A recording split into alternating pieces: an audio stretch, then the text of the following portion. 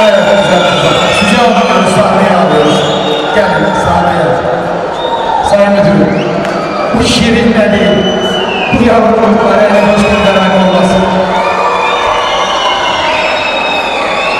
Orhan Işık İlköğretim Okulu yöneticilerini ve eğitmenini gerçekten tebrik ediyorum. Kısa bir zamanda Hakkari'nin en otantik halini bize İnşallah seneye her birisinin yakasında birer yaka mikrofonuyla bu sunumları gerçekleştireceğiz.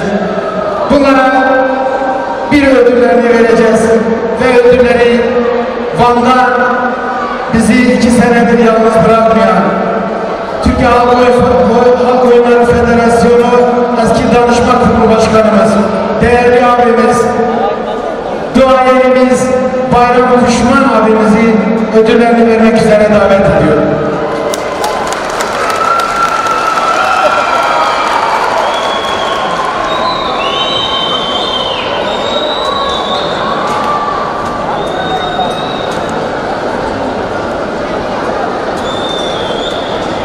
En güzel sesli hangisiydi ona verelim hocam.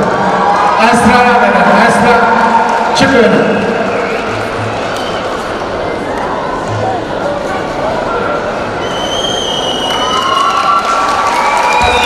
Bir fotoğraf çekelim. Bana kalsın.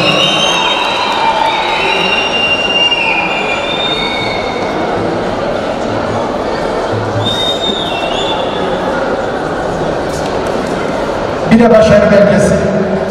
Eğitmenle takdim edelim bayramı.